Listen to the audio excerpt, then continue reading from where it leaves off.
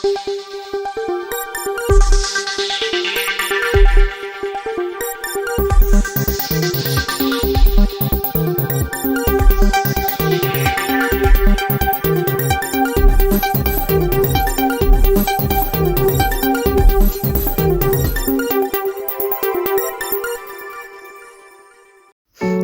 वर्ष मुनिको साफ च्याम्पियनसिपमा आज नेपाल र भारत भिड्दैछन्। दुई देशबीचको खेल भारतको भुवनेश्वरमा रहेको कालिङ्गा मैदानमा बेलुका 7:15 बजे सुरु हुनेछ। आजको खेलमा नेपाल र भारत दुवैका लागि महत्त्वपूर्ण हुनेछ। भारतलाई हराउन सकेमा नेपाल शीर्ष स्थानमा उक्लिनेछ भने भारत प्रतियोगिताबाट बाहिरिनेछ।